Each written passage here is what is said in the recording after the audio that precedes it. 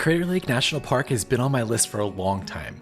It's the deepest lake in the United States, a collapsed volcano filled with impossibly blue water, and one of the most unique national parks in the country. With the boat tour scheduled to close after this year for at least 3 to 4 years, I knew this was my last chance to finally experience the lake from inside the caldera. So come with me as I spend 2 amazing days in Crater Lake National Park, my 51st national park. Let's jump in. I started the adventure by flying into Medford the previous night and then getting up really early and starting the drive to Crater Lake. It's about an hour and a half's drive from Medford, and that's definitely the easiest way to get there as it's 5.5 hours from Portland. First view of Crater Lake, wow! Look at that! And that is Wizard Island, which we're going to be going to tomorrow. The first time you see Crater Lake, it really doesn't feel real. The water is this unreal color of blue, and it's framed by cliffs that rise straight from the shore. I thought I knew what to expect from photos, but nothing compared to standing there and seeing it with my own eyes. It's so peaceful and serene right now. There's nobody out other than me. There's the lodge, and then we're gonna hike this peak after we get some breakfast. As I was walking the rim to the lodge, I even saw a deer walking alongside me. The trail I was doing starts behind the lodge, so I decided to walk through it and explore a little bit before heading out. This historic lodge was opened in 1915 and it sits on the south rim of Crater Lake. It's built in the National Park rustic style with giant stone fireplaces and heavy timber beams. I was told it has over 70 rooms and that they book a year in advance, and I was never able to find one available when I was looking. There was a 45-minute wait for breakfast, and I'm too excited to get out on the trail, so ate some protein bars and we're going to hike the Garfield Peak Trail. This trail is one of the most popular in the park due to its location right next to the lodge. It's about 3.5 miles in length round trip with 1,000 feet of elevation gain. I would consider it a moderate trail, but the switchbacks do get steeper at the end, and it takes about 2 to 2.5 hours to complete. I did this trip in the end of August, and I was shocked that I was the only person on the trail in the morning. Check out how steep these drops are down towards the lake. In the beginning, there's only a few views as you're basically hugging the backside of the mountain going up switchbacks, but the views get amazing as you continue up. You guys, I am feeling it this morning. Crater Lake's around 8,000 feet of elevation, and it takes your breath away in more ways than one. One of the nice things about doing this hike in the early morning is that you're hiking along the backside of the mountain, and so the sun is not on you until later in the day. Especially when you're up at this elevation, the sun can be pretty brutal when you're hiking. This is definitely a treacherous hike with children, especially with these drop-offs, so don't let them get too close to the edge. Or don't get too close to the edge yourself either. There is nothing stopping you if you slide off of there, all the way to the lake. When you finish the backside of the mountain, you'll come out along this ledge and you're literally walking on the edge of the crater. This trail is incredible! Look at these views! It's cool to see Crater Lake from up here because it really gives you a good understanding of how massive it is. That formation down there is known as the Phantom Ship. From here, there's another 300 or so feet of elevation on our final push to the summit. Along the way, we passed a few other hikers and we actually saw some deer out in the distance before finally cresting over the hill and getting those amazing views that you'd expect from a hike like this. Made it to the summit. I am the only one up here. Amazing views. I expected it to be a lot more busy at the end of August, but I guess I just got lucky today. I can't even believe this. This national park is blowing my mind. Like, I didn't know what to expect, but it was not views like this. From the top, you can see all the main points of interest in Crater Lake. You can see Wizard Island, Phantom Ship, Mount Scott, and sometimes even the boat tours going out in the distance. All right, it's been about 45 minutes up here, just taking in the views, having a snack, and I'm gonna head back down, see if I can get something to eat and explore the West Rim. I honestly can't think of a better introduction to the national park. Seeing the lake from below and then hiking up to the summit and getting to see it from up here is something I'll never forget. Back at the lodge, they had just opened the dining room for lunch, so I was able to get a spot with no wait. Also, I should note that the cell phone reception is horrible in this national park, and outside of the lodge and maybe the restaurant down the hill, this is the only place you're really going to have reception or Wi-Fi. I kept it simple for lunch and just got a burger and fries, and I have to say it was totally fine for a place like this, as there's not a lot of other options anyway. If you didn't explore it earlier, there's a tiny museum with some exhibits that talk about the history of Crater Lake and have some old photos. Definitely check that out before you head on. That was actually a pretty good burger. The fries, they were whatever, but the burger itself, not bad. Gonna go explore the West Rim now. From the lodge, you can walk the Rim Promenade Trail over to the Visitor Center and to many different viewpoints.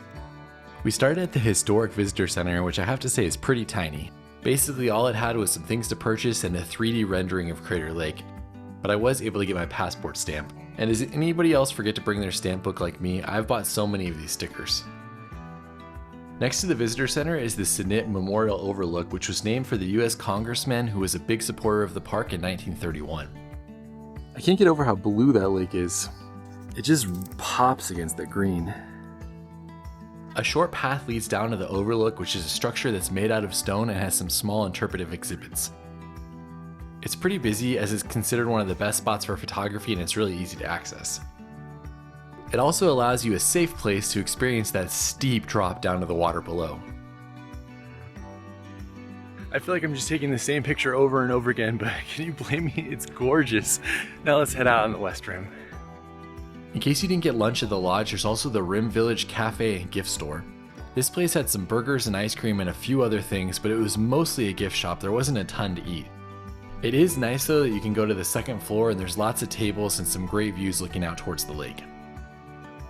Next, we set out on the West Rim Drive, which makes up about 16 miles of the 33-mile scenic drive around the lake. On the drive, the first point of interest you'll reach is Discovery Point. Here's the first photograph of Crater Lake, and here's the person who discovered it. Of course, after the Native Americans discovered it. There was a quote here from 1853 that I loved, and it said that I knew when I gazed upon Crater Lake that even though the West was filled with undiscovered wonders, Crater Lake would hold its own.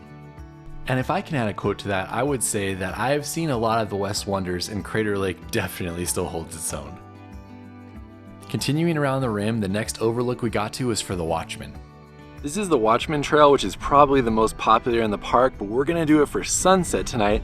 And I figured that come and show you the overlook before we do it. You should definitely not miss this viewpoint as it gives you the closest overlook of Wizard Island and allows you to see into the cauldron at the top. Plus, it has some great signs that give you an introduction into the area's volcanic history. So even if you're not in the mood for a hiking trail, that's definitely not an overlook you want to pass up. As you pass Hillman Peak, there's another unnamed overlook, and this one allows you to see out into the distance and to see the effects of the volcano and how it changed the landscape in front of you. And then after this, there's one more pullout that I went to on the West Rim portion of the road. This viewpoint looks over an area called the Devil's Backbone, which you can see right here. We should see it better from the water tomorrow though. The Devil's Backbone got its name from the narrow rocky ridge that juts out of the western rim, and it looks like some type of crazy mythical creature or something.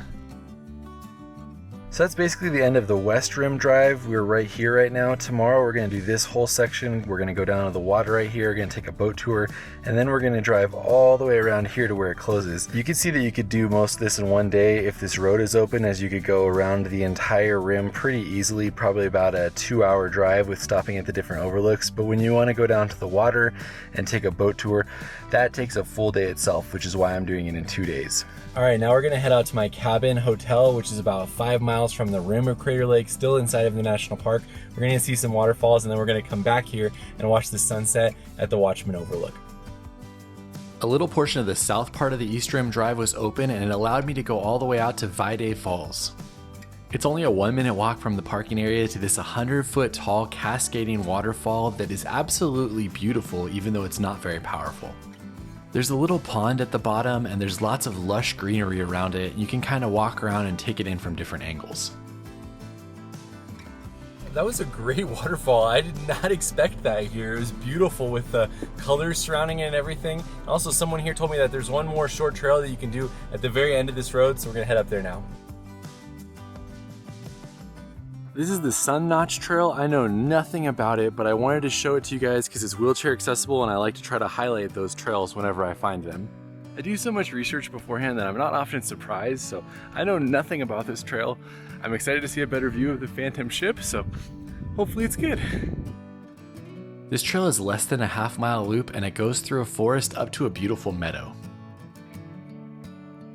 Note to wheelchair users, you can see it's not paved, but it is flat and packed down. There's a little bit of a grade going up to the viewpoint though. The trail is well maintained and the meadow is beautiful, but I was a little confused about what it is that they want you to do in this trail. There are a few areas that are kind of like viewpoints, but most of them have trees covering the view and there's not really much area to look out over the lake. Are you guys sick of seeing lake views yet? There's been a lot of them in this video and it's only day one. It did make sense to do this trail during the road closure as you can't get to the actual Phantom Ship viewpoint, so this is the best place to see the Phantom Ship. Well, there you go. I think the meadow views are nice. There's some good views of the Phantom Ship, but overall I wouldn't say it's a must-do trail. On to the lodging. I was lucky enough to be able to find 2 nights at Mazama Village, which is the closest place you can stay that's not the lodge. It's about a 10-minute drive down the road from the lodge, and basically everywhere else that you can stay near the park is at least 45 minutes to an hour. When you get here, there's a village store, which is where you'll check in, and they have all sorts of food and souvenirs that you can take home with you, and I went here multiple times during my trip. Plus, this is also where they have some Wi-Fi, so if you need to connect with someone, you'll probably be hanging out at the store as well. And then I was in the J cabin, which was about a 5-minute drive away. Here's the cabin. I have 2 beds, but just me, but it's nice. Definitely no frills. Where the TV would be, I have a Keurig. Be sure to bring a book or something to do, because remember, there's no Wi-Fi and no cell service. Alright, I'm gonna relax a little bit and then go out into the sunset. I hung out for about an hour in my room and then I went to the store to grab a sandwich and headed back into the park. From my cabin, it was about a 20-minute drive to get to the Watchman Overlook, and luckily at this time of the day, it's usually not too difficult to find parking. I was planning to rush up to the top for sunset, but the sun is already going down on Wizard Island, so I'm going to shoot a time lapse here and then I'm going to go to the top. I thought it would be pretty cool to see the shadow creeping up Wizard Island. Let me know what you guys think. Hopefully that was worth it. That was an entire hour, that time lapse. It went down a lot slower than I anticipated, but we're still going to hike up to the top of the Watchman, hopefully before the sun goes down. The Watchman is a peak on the western side of Crater Lake, and I was told that it gets its name because it looks like a watchman that's keeping guard over the lake. That, and there's a historic fire lookout that was built in 1932 at the top and is actually still actively manned to look for fires during the season. This hike is doable for most people as it's a little bit less than 2 miles round trip, but remember that you do have a decent amount of elevation to get up to, and you're at a higher elevation than a lot of people are used to, so it can feel harder than it is. I am basically running up this mountain to try to get there before the sun officially goes down. I will say, sunset is the perfect time to do this hike. The views out into the distance of the sun going down were incredible, especially with all of the colors. Woohoo, we made it! It's about 10 minutes to spare. By the time I got to the top and walked up to the fire lookout, the sun was basically down over the lake, but there were still great views out towards the distance. There were probably 20 other people up here with me, and everyone was in such great spirits, and it was such an incredible sunset to share with all of my new friends. The views over the lake from up here, especially down towards Wizard Island, are staggering. It's so cool to be looking that way and seeing the fire outlook in the sunset. And then you look this way and you see Crater Lake. I sat up here for about 30 minutes just eating my sandwich and enjoying the views before starting to make my way back down. It would have been cool to be just a little bit earlier, but that was still an amazing sunset. The perfect way to end our first day in Crater Lake, and tomorrow we get to go out in the water. I'm so excited. See you tomorrow.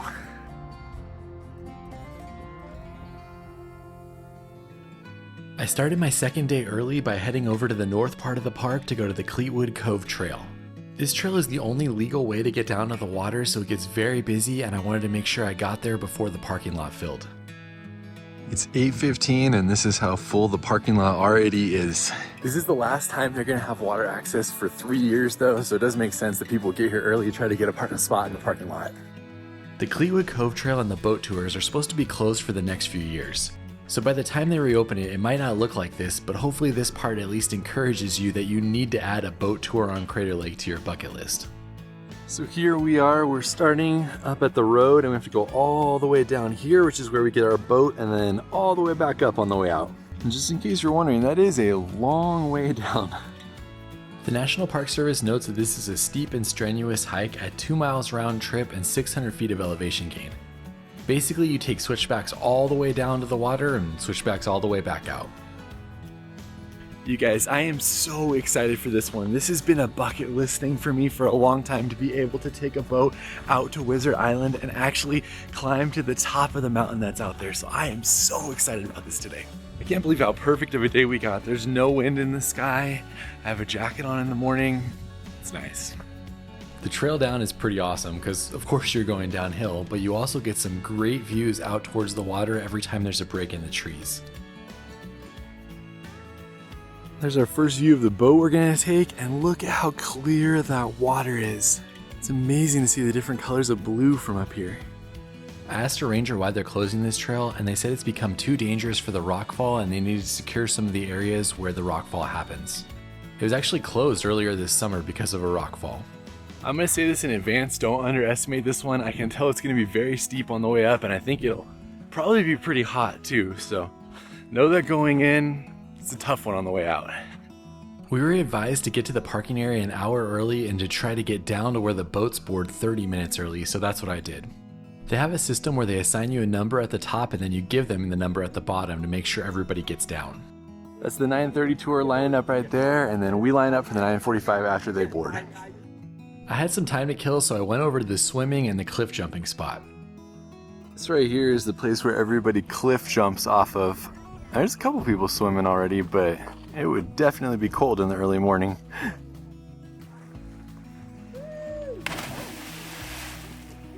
Alright, I'm gonna have to see if I can work myself up to that after the Wizard Island boat tour. I'm not afraid of the heights, but I'm afraid of how cold that water is. After seeing one brave early morning cliff jump, it was back to the boat to load up for our tour. I don't know how this will be in the future when they reopen it, but I have to imagine you're still gonna need to get your tickets way in advance if you want to do this. Here we go, over to Wizard Island. Due to the amount of snow Crater Lake gets each year, which they said was around 41 feet of snow, these boat tours are only able to run in the summer, usually from mid-July to mid-September. When I was there were 3 options. One was just a shuttle directly to Wizard Island. The second was a scenic boat tour that took a few hours and just took you around the lake to show you the different views. And the third was a combination of a scenic boat tour plus 3 hours you could spend on Wizard Island doing some hiking. Luckily, that's the one that I got to do. This meant that in total, our boat tour was around 5 hours, with an hour getting to Wizard Island, 3 hours on Wizard Island, and then an hour getting back. Along the way, we stopped 3 times for our guide to tell us about the history of Crater Lake and some of the different things we were looking at. We learned about the geology, the history, and the wildlife in the caldera, and one of the best parts for me was being able to see the Devil's Backbone from the water. The thing that struck me the most while I was down here is that from the rim, Crater Lake feels massive. But when you're on a boat, you realize just how deep and steep these volcanic walls really are. It definitely gave me a much better appreciation being able to see it like this, and after an hour on the boat, we unloaded at Wizard Island. Wizard Island feels like it towers above the lake, and the boat brings you right to space where you can hop off and you can explore all the way to the top and inside of the volcano if you want. We made it to Wizard Island. It's a big traffic jam when you get off the boat. We have 3 hours here. First up, we're gonna explore the summit. Summit this way, swimming area this way. It seemed like most people were choosing to go to the summit with me, and really quickly everybody kind of spaces out as they go at a different pace. The hike to the summit is 2.5 miles round trip with 763 feet of elevation gain, which is how high it sits above the lake's surface. On the way over, they told us that there's 4 things that live on this island. There's birds, there's bugs, there's gardener snakes, and there's ground squirrels. And they also told us that last year there was a bear that actually swam across to the island, realized it was really boring here, only spent 24 hours and swam back, and that was the only known bear sighting they've had on this island. Since you're just climbing a cinder cone, it's basically switchbacks up the entire side. Can you even believe these views? Stunning. You can actually see the lodge peeking out right there, and then you can also see the mountain that we hiked yesterday right there. I thought the views halfway up were good, but when you get towards the top, the views are something you would never believe. It's incredible to be standing near the top looking out towards the Watchman, which is where we watched sunset from the previous day. Coming around that bend, we have made it to the top of the cinder cone. You can walk all around it, or you can actually walk down into it if you want. Our guide told us that Wizard Island was formed after the massive eruption of Mount Mazama over 7,700 years ago, and that it's called Wizard Island because of its shape, which reminded early visitors of a sorcerer's hat. I can't get over how blue the lake is. It looks like it's photoshopped, and it's not even full sun. When the full sun comes out, it's just popping and vibrant. I spent the better part of 45 minutes just walking around the crater's rim and taking in all of the different views from the different angles. Every side provided a different vantage point into Crater Lake and around the caldera, and I was here for all of it. I just made a list of my top 15 favorite hikes in national parks. You see that up there, but I think this one might have cracked the top 15.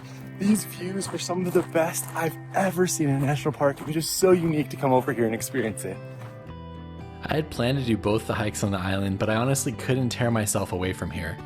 Every time I went around a different corner, I wanted to do a time lapse, or I just wanted to sit and take in the views. I think I'm going to choose this as my lunch spot. I had grabbed some food earlier and some electrolytes, so I figured this would be a good place to have my lunch. The only bummer is that there's a bunch of wasps here. I dropped a piece of food on accident because the wasps made me knock it out of my own hand, and look at how many wasps are sitting on that now. So it's definitely not a great spot to eat lunch, and these wasps know what they're doing because I knocked it out of my hand. Don't worry, I picked the food up to take it out with me. I just wanted to show you how bad the wasps were. Don't worry though, if the wasps don't get your food, the ground squirrels will definitely try as well.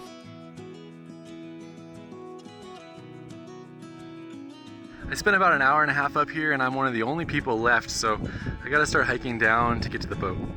I didn't notice this before, but there's the devil's backbone that we saw from down on the water. It looks even crazier from up here. If you're so inclined, you can hike all the way down into the cinder cone as well, but it's basically scree to get down there and to get back out. It was definitely hard to pull myself away from this one, and I had planned to do the other hikes on the island, but I spent too much time up there, so I didn't get a chance. In case you're wondering, there are composting bathrooms as well.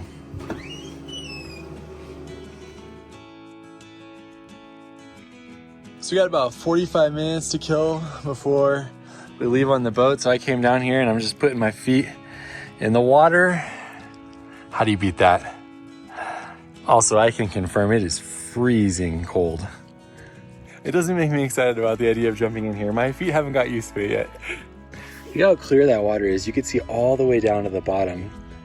That is amazing. After relaxing for a little while, the boat pulled up with the next group of adventurers. They got off, and then we got on to continue our tour. I think the second half of this boat tour was better than the first, as we learned a lot of interesting things and got to see a lot of points of interest along the way. One of the things I learned is that in order to promote tourism about 100 years ago, they introduced 7 different types of fish. There's only 2 that are still here, the rainbow trout and some type of salmon I don't remember. And our first place that we stopped for the ranger to talk to us was Chasqui Bay. This secluded cove is a place that you can only see from the water, and it actually has multiple waterfalls that fall pretty much year-round. Our ranger said that this is an example of the hidden geology in Crater Lake because it's less visited and a lot of people don't get to see it. Also, we got lucky and we saw a bald eagle while we were there. Heading on, we passed a part of the lake that still had snow in late August. On our way to the rock formation we saw from above yesterday, but that I really wanted to see from the water, called Phantom Ship. This is basically the only other island in Crater Lake, and it's 400 feet long and 170 feet tall. They said that no one is allowed on the island, not even researchers, and that it got its name because it looks like a ship floating in the water, especially when it's misty. Right after Phantom Ship, our guide surprised us by saying that the water here is so clean and clear that you can actually drink directly from the lake. So they pulled over for a second and they filled up anybody's water bottle who wanted to try drinking Crater Lake. I can tell you, it's amazing. From there we saw another point of interest called Pumice Castle, which is a staggering orangish-red color, and then we continued on to our last stop, the Palisades. This is a dramatic set of layered cliffs that almost feel colorful, and our guide told us that somewhere around here water actually seeps out a little from the lake. And just like that, our 5 hours were over and we were back at the boat dock. I was hoping to go over to the cliff jump spot, but the wind had picked up and it was actually pretty cold, so no one was really in the water. Because of that, I just decided to start making the walk back up. This trail is no joke going up. It is tough. I've seen a lot of people struggling on this one. It should come as no surprise, but there was a lot of people who are very unprepared for the walk back up. If you're going to do this and go all the way down to the lake itself, note your own hiking abilities, especially up at 8,000 feet, and be sure you're able to get all the way back out. Alright, to sum up that boat experience, it was just next level. I can't believe how amazing it was to see Crater Lake from the water, to be able to go to Wizard Island and to hike, to be able to fill up your water bottle and drink from the lake. Such a cool experience, and it may be on hiatus for 4-ish years now or something, but whenever it comes back, make sure you do it. It's definitely a national park highlight for me. The second thing, I wanted to do the jump, but I went over there, it was really windy and choppy and cold. There was no one jumping, and I'm by myself. I don't even have a towel or a change of clothes, so I decided it probably wasn't a good idea for me this time, but I definitely am gonna do it next time. Looks like so much fun. And then the third thing is that hike up is a tough one. I thought it wasn't gonna be that bad, but it has a really good grade, and so it definitely gets steep as you get towards the end. All right, to end this video, I'm gonna drive to that section of the rim road that's closed, and then turn around there, see if there's any viewpoints along the way, and that'll be the end. Along East Rim Road, there's a couple more viewpoints that you can pull out at. Unfortunately, because of construction, I wasn't able to pull out at very many of them. And note that if you're not gonna climb all the way down to the lake or do some of the other hikes, you can see a lot of the things in this park in one day. I was able to take the road up past Mount Scott, and that looks like a really cool mountain that I would definitely try to hike next time I was there. And then for my last point of interest, I was able to go up to Cloud Cap Viewpoint, which is where I had to turn around and make the drive back. Ending the day at the highest point on the Rim Drive, an amazing overlook, and unfortunately have to go all the way back around because this is where the road closure is at. Hopefully you enjoyed exploring Crater Lake with me. I had a blast getting to know this park. This is definitely one that's going to be pretty high up on my list. Let me know what you think of Crater Lake in the comments, and we will see you on the next one. That's it for National Park number 51. I'm hoping to finish all of the rest of the national parks by the end of 2026. Thanks so much again for going on this adventure with me. Be sure to let me know if I left off anything that you love at Crater Lake in the comments, and we'll see you on the next one.